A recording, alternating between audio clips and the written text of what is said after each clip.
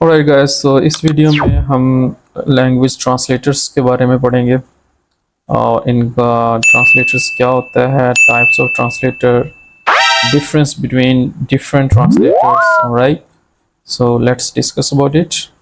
What is a translator? इसको शुरू करने से पहले आई वुड रिकमेंड यू कि आप मेरी पहली वीडियो देखें जिसमें आपको एक्सप्लेन किया था कि लैंग्वेजेस क्या होती हैं, programming languages.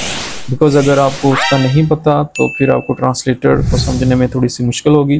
So I would recommend you कि आप पहली वाली वीडियो लाजमी देखें इसी सीरीज़ में। So no let's we understand what is a language translator. Basically हमारे पास एक हाई लेवल लैंग्वेज और एक मशीन लैंग्वेज होती है। सो हाई लेवल लैंग्वेज को मशीन कोड में ट्रांसलेट करने के लिए हमारे पास जो प्रोग्राम यूज़ होता है वो लैंग्वेज ट्रांसलेटर होता है।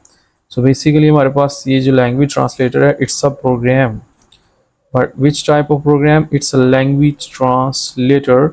सो हमारे पास ये करता क्या है, converts high level language code into machine code, that is also known as binary code, zero ones, acts as a bridge between human readable code and computer executable code. So यहाँ पर आप जैसे फिगर में देख सकते हैं हमारे पास एक सोर्स कोड होता है। Now what is a source code? हम आगे लैंग्वेजेस हमने देखी थी, सी प्लस प्लस, जावा, किसी भी प्रोग्रामिंग लैंग्वेज में लिखा गया जो कोड होता है, जो हमारे पास हाई लेवल लैंग्वेज होती है, उस कोड को हम सोर्स कोड कहते हैं। अब उस कोड को, सोर्स कोड को ट्रांसलेट करना है किस लैंग्वेज में, मशीन कोड में या मशीन लैंग्वेज में। सो उसके लिए जो चीज़ यूज़ होती है that is a translator. Alright, so translator हमारे पास एक प्रोग्राम ही होगा बट ये ट्रांसलेट करेगा हाई लेवल लैंग्वेज के कोड को मशीन कोड के अंदर। So this is the primary job of a translator. Okay, जैसे कि अगर कोई बंदा चाइनीज़ बोलता है, नी हाओ मा, so we have a person that is known as a translator to translate that language into your native language. Okay, so basically ये हमारे पास translator होता है। Alright, the next thing in language translator की types कौन सी है हमारे पास? So the first translator is compiler. Alright, what is a compiler? A compiler changes the whole program, entire program written in a high level language like C++ or Java into machine language before the program runs. It makes a file the computer can understand, can run. So here we have compiler. Compiler हमारे पास क्या करता है कि पूरे के पूरे code को जो कि हाई लेवल लैंग्वेज में लिखा होता है उसको मशीन कोड के अंदर ट्रांसलेट करता है ताकि हम उसको क्या कर सकें, रन कर सकें, यानी एग्जीक्यूट कर सकें। सो बेसिकली हमारे पास होता है क्या है, हमारे पास जो सोर्स कोड होता है ना, सोर्स कोड को ट्रांसलेट किया जाता है किस में, मशीन कोड में। ओके सॉरी, हमारे पास उसको किस में ट्रांसलेट किया जाता है, मशीन कोड में। सो यहाँ पर हमारे पास अगर तो हमारे पास कंपाइलर होगा तो कंपाइलर क्या करेगा कि पूरे का पूरा जो कोड लिखा जाएगा, जो कि हम आगे सीखेंगे कि कोडिंग कैसे करते हैं, उस पूरे के पूरे कोड को ट्रांसलेट कर देगा मशीन कोड के अंदर, so that the computer can understand that one and run it on the processor. Alright, so we have to translate it into a computer understandable language. Okay, I hope you understand that one. So the next one is interpreter. So an interpreter changes the program into machine language one line at a time and runs it right away. It stops it if it finds an error. So यहाँ पर difference हमें ये पता चला कि compiler पूरे के पूरे हमारे पास कोड को ट्रांसलेट करता है मशीन कोड के अंदर, और अगर यहाँ पर एरर आएंगे तो इन द एंड जब हम प्रोग्राम को एग्जीक्यूट करेंगे यानी रन करेंगे, सो उस वक्त हमें एरर्स का पता चलेगा। बट इंटरप्रेटर क्या करता है कि ये लाइन बाय लाइन हमारे पास उसको कंपाइल करता है। दैट मीन्स कि अगर एक लाइन है तो पहले उसको कंपाइल करेगा मशीन कोड के अंदर, फिर नेक्स्ट लाइन को, but before it will go to next line it will check if there is any error in the current line. अगर यहाँ पर कोई भी error है तो it will stop and we have to fix the error as a programmer, then the interpreter can move forward to the next line. All right, सो हमारे पास ये पता चला कि दोनों में फिर हमारे पास डिफरेंस यहाँ पर इसी जगह पे आता है कि कंपाइलर होल कोड को ट्रांसलेट करता है एंड इंटरप्रेटर क्या करता है, line by line. Alright, so what is assembler, what is an assembler? So assembler हमारे पास असेंबली लैंग्वेज को ट्रांसलेट करता है machine language, because assembly language is the one of the language which is very near to machine language. इसमें सबसे हमारे पास assembly language ये होती है कि ये मशीन लैंग्वेज के ज़्यादा करीब होती है। बेसिकली ये मशीन लैंग्वेज नहीं होती, यानी ज़ीरो वंस नहीं होते, बट ये ज़्यादा करीब होती है हमारे पास मशीन लैंग्वेज के। सो यहाँ पर मेरा आपसे क्वेश्चन है, which one of these language translators, which one of the four these language translator is the most faster one? Compiler, interpreter और assembler। इन तीनों लैंग्वेज ट्रांसलेटर में से आपने बताना है कि कौन सा ट्रांसलेटर जो है वो सबसे ज़्यादा फास्टर एग्जीक्यूशन करता है। ठीक है, आपने इनको बताना है कि अगर पहले इंटरप्रेटर रहता है तो interpreter, then compiler, then assembler. So आपने कमेंट सेक्शन में लाजमी बताना है इसको। Okay, I'm waiting for your answer. All right. So the next thing हम देखते हैं कि अब कंपाइलर क्या है। बेसिकली कंपाइलर को वर्किंग कैसे करता है। सो जैसे कि हमने देख लिया है कि converts source code into machine code. Machine code is also known as object code. यहाँ पर इस बात को भी अंडरस्टैंड कर लें, मशीन कोड का जो दूसरा नाम है वो ऑब्जेक्ट कोड भी होता है। ठीक है, और ऑब्जेक्ट कोड जो होता है वो बेसिकली ज़ीरो और वंस को हम कहते हैं। तो इसको हम मशीन कोड कह लें या फिर इसको हम ऑब्जेक्ट कोड भी कह सकते हैं। ऑलराइट, एग्जांपल्स कौन कौन सी लैंग्वेजेस है, हाई लेवल लैंग्वेज जो हमारे पास कंपाइलर को यूज़ करती हैं? सी, सी प्लस प्लस, जावा। यहाँ पर और भी बहुत सी लैंग्वेज होती है। यहाँ पर बेसिकली आपके पास ये लैंग्वेज लिखी गई है आपके पास। हम सी प्लस प्लस को डिस्कस करेंगे, यहीं बिगिनर्स के लिए एफिशिएंट होती है अंडरस्टैंड करने के लिए सिंटैक्स वगैरह को।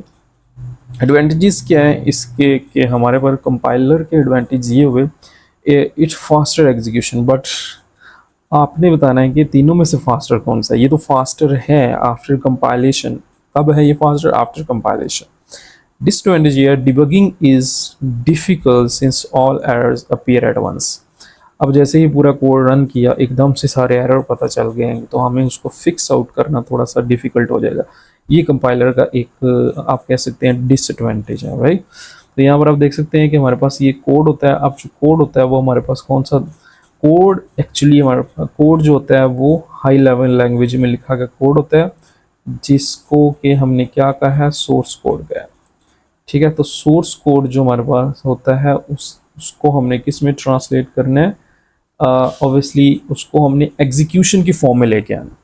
एग्जीक्यूशन फॉर्म का मतलब यही है कि उसको हमने ऑब्जेक्ट कोड में चेंज करना है। सो बेसिकली कंपाइलेशन का यहाँ मतलब है, यहाँ कंपाइलर रन होगा, कंपाइलर रन होगा और वो हमारे पास पूरे के पूरे कोड को, सोर्स कोड को किस में ट्रांसलेट करेगा? ऑब्जेक्ट कोड में, so that it can be executed. Because हमारे पास जैसे ही कोड एग्जीक्यूशन की फॉर्म में आता है तो उसको फिर रैम के अंदर अपलोड किया जाता है और वो पूरा रन हो जाता है, राइट। जैसे कि हम एग्जांपल ले लेते हैं, कैलकुलेटर को जैसे ही हम, कैलकुलेटर हमारी ऐप इंस्टॉल है तो उसको जैसे ही हम उस पर क्लिक करते हैं तो वो पूरे का पूरा उसका कोड रैम के अंदर क्या होता है, अपलोड होता है। ऑलराइट, सो ये हमारे पास एक एग्जांपल है इसकी। नो, अब देखते हैं इंटरप्रेटर क्या करता है। तो बेसिकली इंटरप्रेटर हमारे पास, जैसे कि हमने देखा है कि वो लाइन बाय लाइन ट्रांसलेशन करता है। ओके, तो जैसे ही लाइन बाय लाइन करता है तो इसमें हमारे पास एग्जांपल है पाइथन, जावास्क्रिप्ट। एडवांटेजेस क्या है? Easier debugging and interactive. Interactive इस वजह से हुआ कि हमारे पास यूज़र का इंटरेक्शन अच्छा होगा। कोई भी एरर अगर एक लाइन पे आया है तो हमें इजीली पता चल जाएगा इस लाइन पे एरर है और उसको हम करेक्ट कर लेंगे। डिसएडवांटेज क्या है? Slower then compiler. तो कंपाइलर से ये सबसे ज़्यादा स्लो है। एग्जाम्पल देख लेते हैं आप, यहाँ पर आपको एक्सप्लेन किया जा रहा है कि ये सोर्स कोड है, हाई लेवल लैंग्वेज का कोड या असेंबली कोड भी हो सकता है। तो हमारे पास इधर इसकी ट्रांसलेशन होनी है। डेवलपमेंट करेंगे तो हम सोर्स कोड लिख रहे हैं, ठीक है, और लिख रहे हैं कंप्यूटर के ऊपर ही। ट्रांसलेटर प्रोग्राम, वो भी एक प्रोग्राम है। कंपाइलर हो सकता है, इंटरप्रेटर हो सकता है या फिर असेंबलर हो सकता है। So here we have interpreter. तो इंटरप्रेटर का कौन सा कोड बनाएगा? Binary code. So it can be executed, it can be run on the RAM. So executable file कह रहे हैं library file, object file. Okay, so computer will run it and will show the result what we want. Okay, the next thing is assembler. The next translator is assembler. It translates the assembly language that is low level, consider that as a low language which is very near to machine language. And example इसकी है MASM, Microsoft Macro Assembler, जो कि हमारे पास assembly language लिखने के लिए use होता है. असेंबली लैंग्वेज हमारे पास आप ऐसे कह सकते हैं, it is very near to hardware, hardware के ज़्यादा करीब है, तो इसके ज़रिए से हम कोडिंग करते होते हैं. ऑलराइट, देन हमारे पास आती है इसके uses and applies. Use in embedded system, जैसे कि मैंने आपको कहा कि ये हार्डवेयर में ज़्यादा यूज़ होती है. तो एम्बेडेड सिस्टम जैसे कि हमारे AC होते हैं, ठीक है, जैसे हमारे पास फेस डिटेक्शन कोई सॉफ्टवेयर, कोई हमारे पास हार्डवेयर है, जैसे कि हमारे पास अटेंडेंस मार्क करने के लिए थंब डिटेक्शन कोई हार्डवेयर है. तो you these all are the embedded system. यहाँ पर हमारे पास इसको हम असेंबलर को यूज़ करते हैं. OS development, yes, operating system development. Okay, so यहाँ पर हमारे पास असेंबली कोड को दिखाया जा रहा है कि मशीन कोड में ट्रांसलेट करने के लिए असेंबलर यूज़ होता है.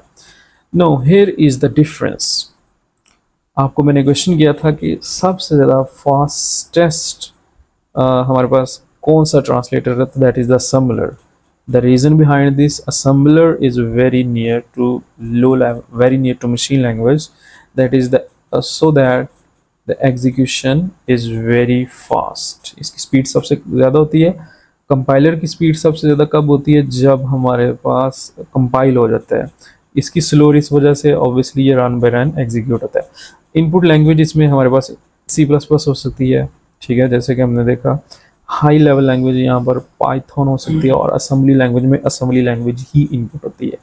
ट्रांसलेट्स ये हमने सारा देख लिया, इसको आपने एक दफ़ा रीड आउट करना है. If you have any kind of problem then comment section में पूछें, I will look at that. Okay, the next thing, real world applications of languages. Compilers हमारे पास जो होते हैं वो ज़्यादातर मोस्टली जो यूज़ होते हैं वो C++ और जावा के अंदर हमारे पास कंपाइलर, ये वाली लैंग्वेज जो है वो कंपाइलर्स को यूज़ करती है. इंटरप्रेटर्स कहाँ होता है? जावास्क्रिप्ट जो कि वेबसाइट डेवलपमेंट में यूज़ होती है, पाइथन AI में, मशीन लर्निंग में, असेंबलर्स OS डेवलपमेंट जैसे कि देख रही है, और device drivers. Yes, we can say that device drivers हमारे पास बनाए जाते हैं. कीबोर्ड के डिवाइस ड्राइवर बनाए जाते हैं, माउस के डिवाइस ड्राइवर बनाए जाते हैं, राउटर कनेक्ट करने के लिए. So these all are the devices and we have to build out the device drivers. So we should have, must have a language which is very near to hardware. So we have assembler over here that is used to translate the assembly language into machine language. Compilers आपने देख लिया, interpreter देख लिया.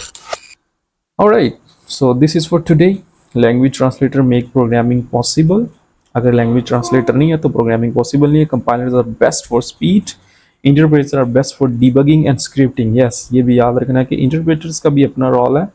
ये debugging में आसान है और स्क्रिप्टिंग करने के लिए. Assemblers are use for low level language, low level programming. Assemblers को लो लेवल प्रोग्रामिंग, जैसे कि हमने देखा हार्डवेयर के अंदर, जो हार्डवेयर से रिलेटेड कोई भी सॉफ्टवेयर का बनाया तो असेंबलर यूज होंगे.